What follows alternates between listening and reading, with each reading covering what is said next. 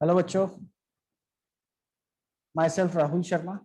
मैं पिछले 12 साल से मैथ्स और फिजिक्स पढ़ा रहा हूँ 11th और 12th के बच्चों को for JEE, CET, NDA, NEET और एम्स के पेपर।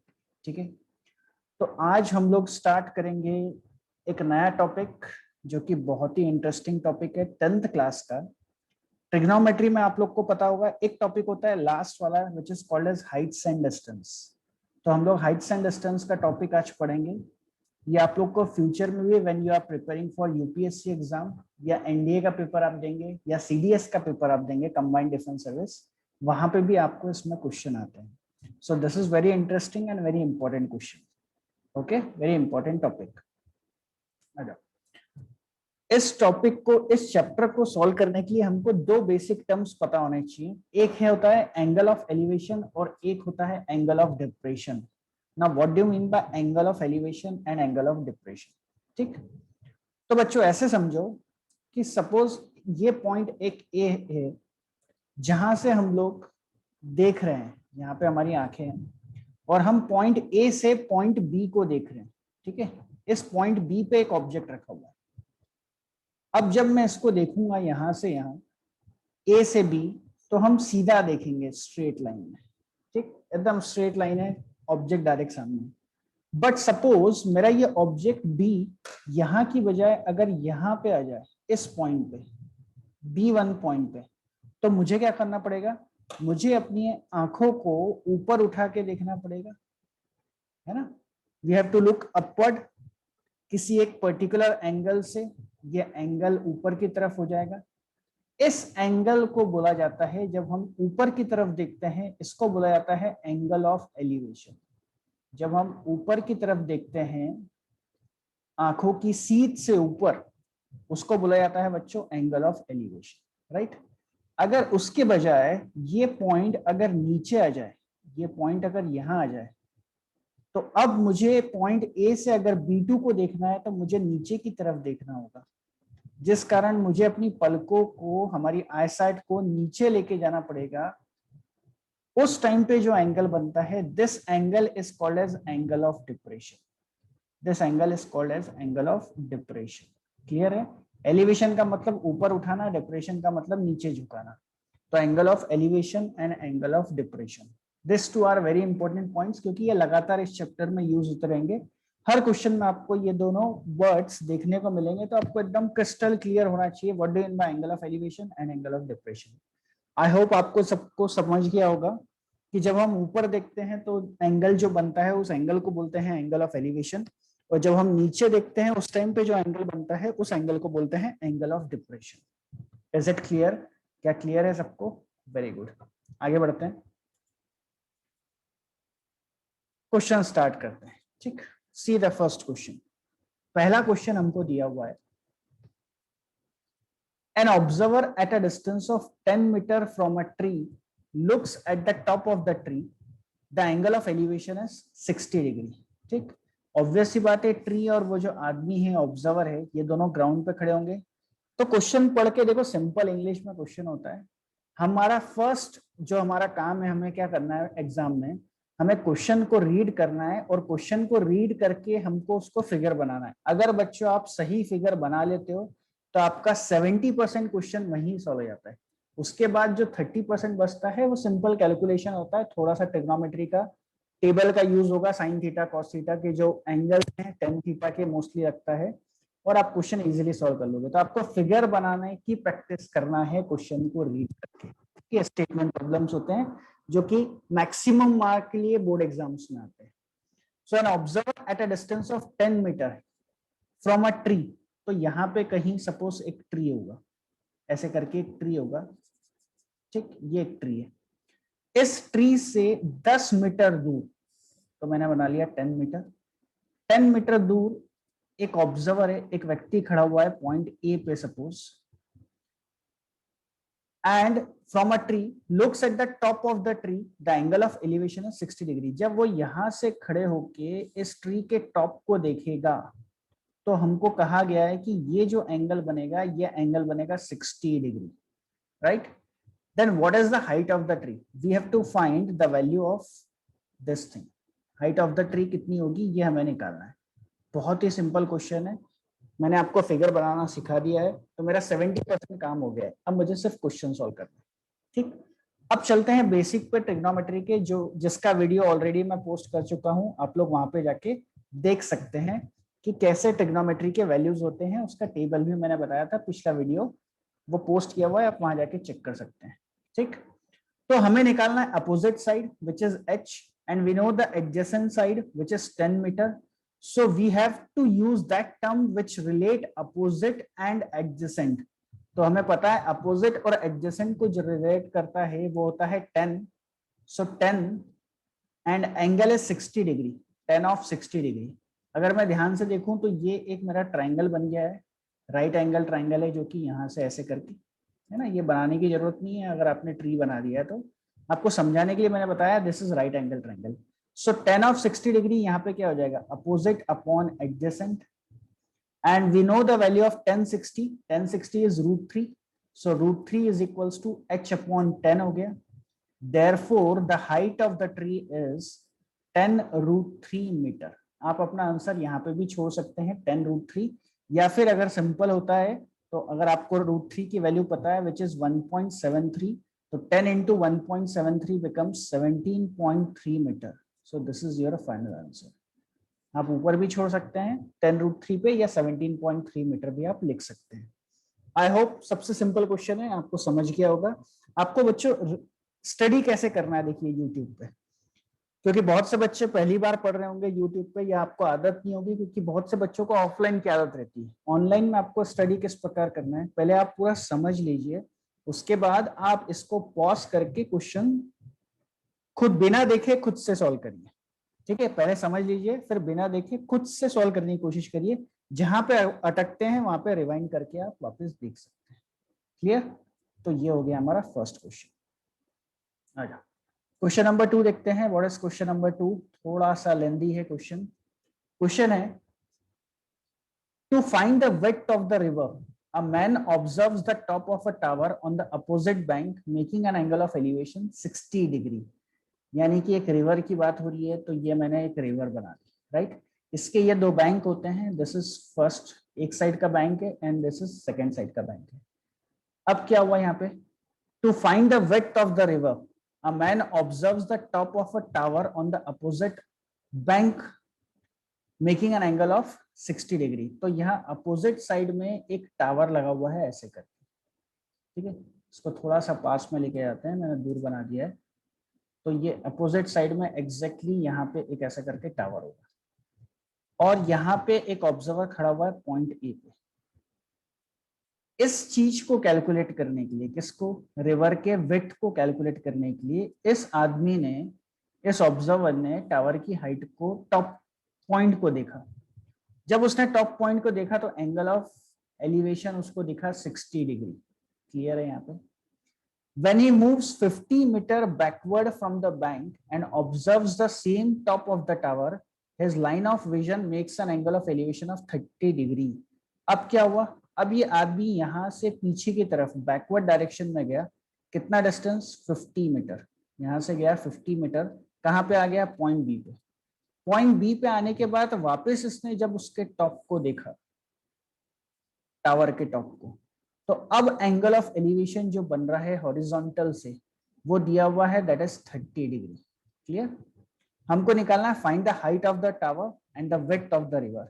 सो मैं रेड से डिनोट कर रहा हूं, we have to find the height of this tower and the width of this river. तो रिवर यहां से लेके यहां तक की रिवर है, ये हमको कैलकुलेट करना है, और यहां से लेके यहां तक की हाइट है, ये हमको कैलकुलेट करनी है। क्या क्लियर है?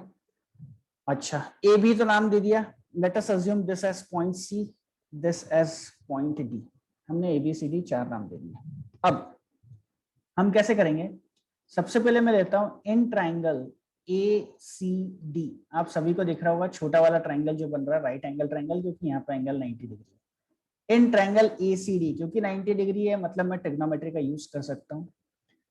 ट्राइंगल ए सी डी में मुझे अपोजिट और एडजेसेंट को कनेक्ट अगर करना है, तो मैं यूज करूंगा 10, एंड 10 ऑफ 60 डिग्री क्या हो जाएगा, h/x, and we know the value of tan 60, that is √3. so √3 is equals to हो गया h by x. इसका मतलब यहां से मैं लिख सकता हूं h की वैल्यू क्या होगी, √3 into x. let this equation number 1. Okay, आगे बढ़ते हैं. अब आते हैं हम लोग दूसरे ट्रायंगल में. इन ट्रायंगल, बड़ा वाला ट्रायंगल देखिए, BCD दिखा सबको, बड़ा वाला triangle BCD. In triangle BCD फिर से मैं अपोजिट और एडजेसेंट को करेंट करूंगा तो 10, बट अब एंगल जो है वो 30 डिग्री है.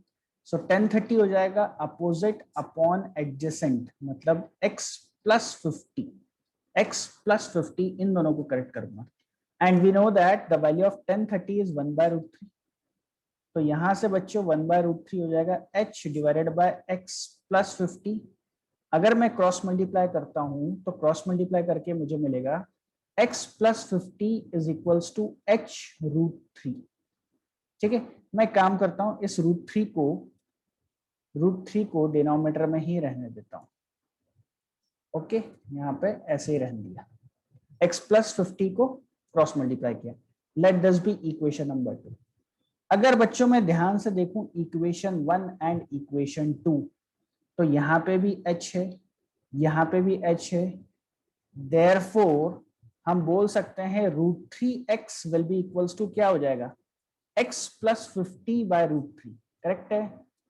क्रॉस मल्टीप्लाई किया, √3 इंटू √3 हो जाएगा 3x इक्वल्स टू हो जाएगा x प्लस 50. x को LHS में ट्रांसफर करेंगे, 2x इक्वल्स टू 50. देयरफॉर बच्चों x का वैल्यू कितना आ गया, वेरी गुड, x का वैल्यू आ गया 25 मीटर. यानी हमको क्या मिल गया, हमको मिल गई width of the river, right. अब क्या बचा है, अब हमें निकालना है h का वैल्यू. तो from this equation 1 and h is equals to कितना हो जाएगा, h इक्वल्स टू हो जाएगा x की value 25 into √3 metre. So this is height of the tower. क्या क्लियर है सबको? तो आपको फाइनली नीचे आंसर क्या लिखना है, ये इतना निकालने के बाद, therefore the width of the river is 25 meter and height of the tower is 25 √3 meter. I repeat, therefore the width of the river is 25 meter and height of the tower is 25 √3 meter. I hope सबको clear होगा. ठीक है, अब आप pause करिए, खुद से question solve करिए, खुद से फिगर ड्रॉप बनाइए और देखिए आपका आंसर आ रहा है या नहीं आ रहा है. ओके, ठीक है, चलो आगे देखते हैं. अगला क्वेश्चन नंबर 3. ओके, अगेन थोड़ा सा लेंदी है, डरना नहीं. जितना बड़ा क्वेश्चन रहेगा उतनी ज्यादा डिटेल्स दिए रहेंगे. जितना लंबा क्वेश्चन रहेगा हाइट्स एंड डिस्टेंस का उतना सिंपल रहेगा, क्योंकि उतना ज्यादा डेटा गिवन है. जितना ज्यादा डेटा गिवन है उतना सिंपल क्वेश्चन हो जाता है ना. So Rahul saw an eagle on the top of a tree at an angle of elevation 60 degree. Okay, while he was standing at the door of his house. अच्छा, ठीक है भाई. तो ये मान लिया हमने ग्राउंड है और यहाँ पे एक ऐसा करके ट्री होगा, ये ट्री, यहाँ पे कहीं ये ईगल है. Okay, this is your eagle जो दिया हुआ है क्वेश्चन. और यहाँ राहुल खड़ा हुआ है डोर पे, है ना, उसके घर के डोर पे खड़ा हुआ है. यहां से जब उसने ईगल को देखा तो एंगल ऑफ एलिवेशन कितना आया, 60 डिग्री दिया हुआ है. Clear. He went on the terrace of the house so that he could see it clearly. अच्छा, ये टेरेस पे गया यानी ऊपर की तरफ गया. The terrace was at a height of 4 meter. ठीक है भाई, तो ये घर के ऊपर टेरेस पे गया यहाँ पे. अब यहाँ पहुंच गया राहुल पॉइंट बी पे, कितना ऊपर है, 4 मीटर. ठीक, और यहां से उसने while he observing the eagle from there the angle of elevation was 45 degree. जब राहुल ने यहां से ईगल को देखा तो एंगल ऑफ एलिवेशन 45 डिग्री दिखा. अब एंगल ऑफ एलिवेशन हमेशा हॉरिजॉन्टल से होता है, इसलिए मैंने यहाँ पे एक लाइन ड्रॉ कर दी हॉरिजॉन्टल की. And now this angle of elevation is 45 degree. ये हमको वैल्यू दी. ठीक है, अच्छा, ये ऑब्वियस सी बात है, ये वापस कितना हो जाएगा, 4 मीटर. ठीक है, तो रेक्टेंगल टाइप बन गया. ओके, और ये तुम्हारा अपना जो है यहाँ से लेके यहाँ तक का ईगल की टोटल हाइट है. At what height from the ground was the eagle. हमको निकालना है दिस वैल्यू, ईगल की ग्राउंड से हाइट कितनी है। ये बच्चों अपना ग्राउंड है, इस ग्राउंड से ईगल की हाइट कितनी है ये निकालना है। तो मैं काम करता हूँ, मुझे ये तो पता है कि इस पॉइंट को सी नाम दे देता हूँ, इस पॉइंट को डी नाम दे देता हूँ, हमको ये तो पता है CD 4 मीटर है। इसको ले लेता हूं मैं x, और हमको ये निकालना है h, हमको इसकी वैल्यू चाहिए फाइनली, है ना। और मैंने x वैल्यू किसकी है, x वैल्यू ली है ईगल की पॉइंट डी से, यहाँ से लेके यहाँ तक की, और इसको भी एक नाम दे देते हैं, इसको नाम दे देते हैं ईगल का E. Clear clear clear, okay. आ जाओ कैसे करेंगे।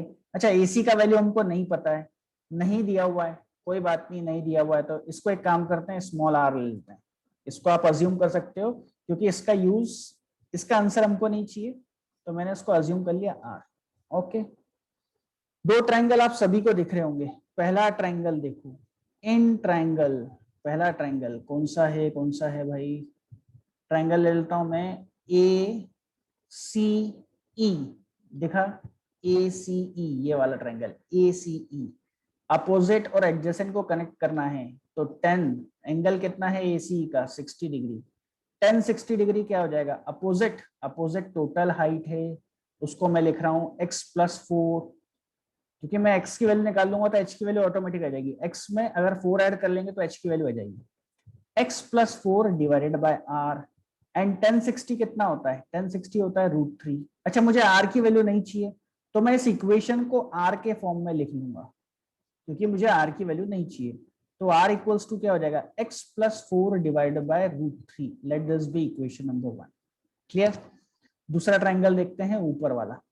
सो इन ट्रायंगल, देखो ट्रायंगल का नाम क्या है, BDE, दिख गया ऊपर वाला triangle, this one BDE। Again opposite और एडजेसेंट। अच्छा बच्चों, अगर AC R है तो ऑब्वियसली बात है BD भी R होगा, ठीक। तो अब यहाँ पे 1045 डिग्री, 1045 डिग्री इक्वल्स टू क्या हो जाएगा, opposite that is x divided by adjacent r, and we know that 1045 is 1। तो यहां से r की वैल्यू क्या आ गई, r equals to x। Let this be equation number 2। From equation 1 and 2, 1 and 2 से हम क्या बोल सकते हैं कि सर यहाँ भी x है, यहाँ भी x है, LHS इक्वल यानी RHS इक्वल हो जाएंगे। Therefore x+4 डिवाइडेड बाय √3 किसके बराबर हो जाएगा, x के बराबर। क्रॉस मल्टीप्लाई किया, x+4 इक्वल्स टू क्या हो गया, √3x। क्लियर। तो 4 इज इक्वल्स टू x, अगर मैं कॉमन ले लूं तो क्या बचा, √3 - 1, यानी x इक्वल्स टू यहां से हो जाएगा 4 डिवाइडेड बाय √3 - 1। बट हमको सिखाया गया है छोटी क्लासेस में कि डिनोमिनेटर में रूट का टर्म नहीं रखते हैं, इसलिए हम इसको रैशनलाइज कर लेंगे। √3 + 1 डिवाइडेड बाय √3 + 1 से मैंने इसको रैशनलाइज कर लिया। तो x इक्वल्स टू क्या हो गया, ये हो गया 4 into bracket √3 + 1 divide by a - b, a + b, a² - b² होता है, यानी 3 - 1 कितना हो जाएगा, 2। तो x इक्वल्स टू आंसर क्या आ गया, 2 इंटू ब्रैकेट √3 + 1 मीटर। ये x की वैल्यू आ गई। बट हमको x की वैल्यू चाहिए थी क्या, नहीं, हमको किसकी वैल्यू चाहिए थी, हमको चाहिए थी h की वैल्यू। देयरफॉर फाइनल आंसर मैं यहाँ लिख रहा हूँ, h इज इक्वल्स टू क्या हो जाएगा, x+4, and what is x, x is √3, 2 √3 bracket open कर रहा हूँ, प्लस 2 इंटू 1 कितना हो जाएगा, 2, and +4। Therefore h is equals to हो गया बच्चों 6 + 2 √3 metre. This is your final answer. I hope आप सबको क्लियर होगा। ऐसे नहीं बनेगा, इसको ऐसे बना देते हैं। ये है आपका फाइनल आंसर। जब भी बोर्ड एग्जाम में फाइनल आंसर लिखते हो तो उसको बॉक्स में डालो, ठीक है, ताकि आपको समझ में आए, हाँ भाई ये आपका फाइनल आंसर है। क्लियर है, क्लियर है। बहुत सिंपल था, बहुत मजा आया, बढ़िया दिख रहा है बच्चों, ठीक है। चलो आ जाओ नेक्स्ट, अगला क्वेश्चन देखते हैं। Question number 4, very famous question, बहुत बार पूछा गया है, बहुत से एग्जाम में पूछा गया है। चाहे आप CDS का एग्जाम देखें, NDA का एग्जाम देखें, UPSC का एग्जाम देखें, बोर्ड का एग्जाम देखें, बहुत बार ये क्वेश्चन पूछा गया है, ट्री वाला। This is very important. आ जाओ, क्या दिया हुआ है, a tree was broken due to storm, its broken upper part was so inclined that its top touched the ground, making an angle of 30 degree with the ground. The distance from the foot of the tree and the point where the top touched the ground was 10 meter. What was the height of the tree? Okay, question एक बार अगर आपको नहीं समझ में आया तो आप लोग फिर से रीड करिए, मैं आपको फिगर बना के बताता हूँ कैसे बनाना। देखो, a tree was broken due to storm, it's broken upper part, यानी एक एक्चुअल में ऐसा बड़ा सा ट्री होगा, एक ऐसा ट्री होगा, राइट, यहाँ पे, और जोर से हवा चली और ये यहाँ से टूट गया, है, यहाँ से ऐसे करके हम मान लेते हैं कि ये ऐसे करके यहाँ से ऐसे टूटा होगा। टूटने के बाद क्या होगा, ये अपर पार्ट जो है, इस पार्ट को थोड़ा सा नीचे ले लें ताकि वो नीचे टच होना चाहिए। ये यहाँ से टूटा और टूटने के बाद ये अपर पार्ट नीचे गिरा और नीचे गिरने के बाद ये ऐसा कुछ हो गया होगा, यहाँ से ऐसा आ गया होगा, ये ऐसा आ गया होगा और ये ऐसे करके नीचे टच हो गया। क्लियर? ऐसे करके नीचे टच होके गिर गया। अच्छा ठीक है, अब क्या हुआ, making an angle of 30 degree with the ground. क्या आपको फिगर समझ गया? अब मैं इसको थोड़ा सिंप्लीफाई करके, ऐसा हो रहा था ना, अब मैं आपको इसको लाइन से समझाता हूँ, लाइन का यूज करके, तो इससे क्या होगा, आपको ज्यादा क्लियर रहेगा। ये है हमारा tree original, suppose A and B, ये यहां से टूटा, टूटने के बाद ये ए वाला पॉइंट आके नीचे ग्राउंड पे गिरा होगा, तो अब ये यहां से टूट के ये यहां आ गया और अब ये मेरा ए यहां आ गया, इसको मैं ए डैश बोल रहा हूं। जब नीचे गिरा तो making an angle of 30 degree with the ground, तो इसने 30 डिग्री एंगल बनाया ग्राउंड से।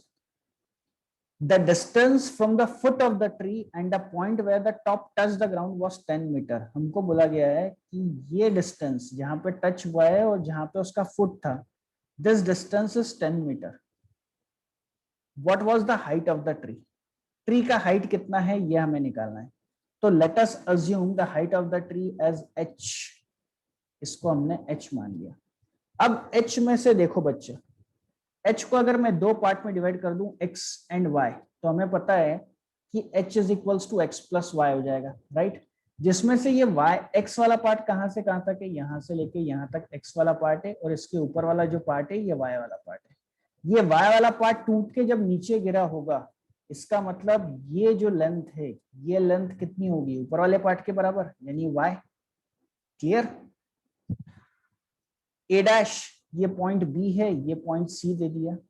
अगर मैं ट्राइंगल देखूं, in triangle A dash B and C, A dash B and C, अगर मैं साइन थीटा यूज करता हूं, साइन 30 डिग्री, तो क्या होगा, साइन 30 डिग्री होता है अपोजिट अपॉन हाइपोटेन्यूज। क्लियर? यहां से साइन 30 डिग्री क्या हो जाएगा, 1/2, तो y is equals to cross multiply करने के बाद आ गया 2x, let this be equation number 1।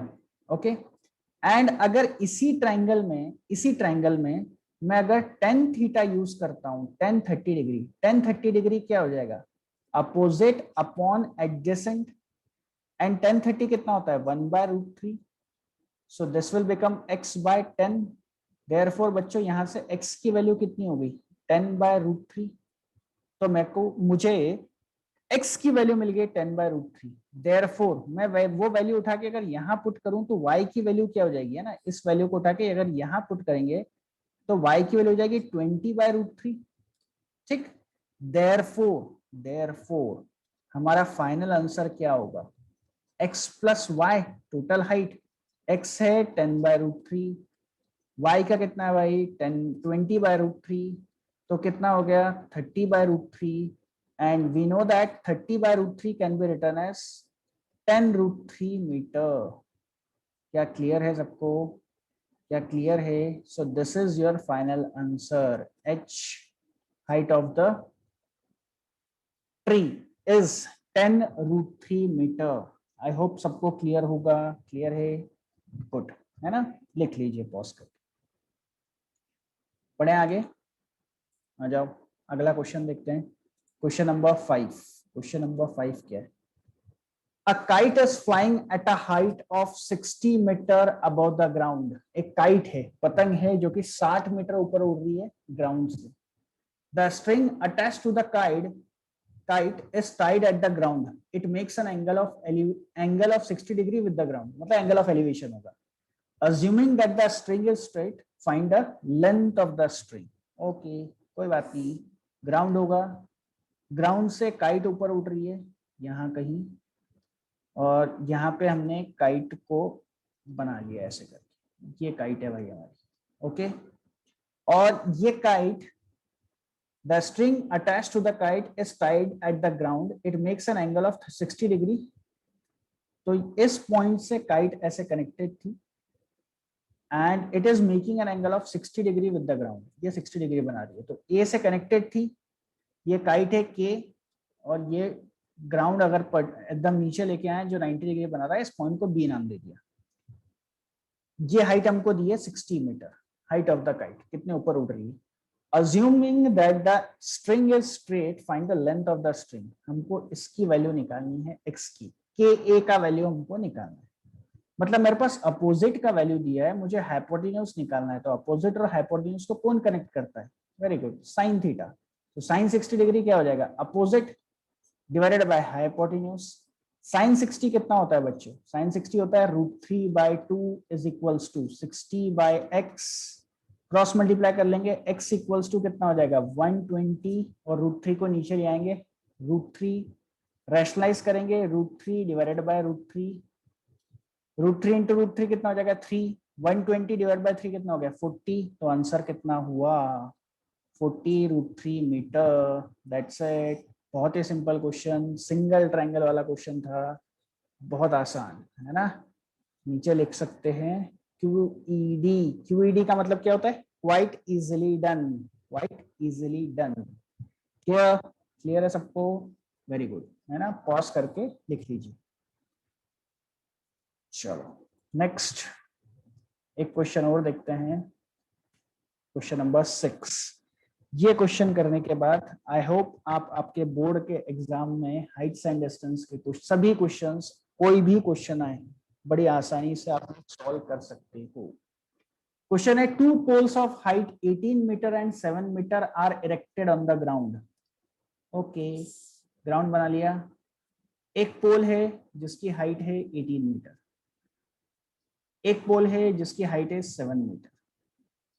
ठीक, this is 18 metre, this is 7 metre. थोड़ा सा 18 मीटर ज्यादा होना चाहिए था, बट ठीक है. एक काम करता हूं, मैं 7 मीटर को थोड़ा सा छोटा कर देता हूं ताकि किसी बात का कंफ्यूजन नहीं हो सके. This is 7 metre.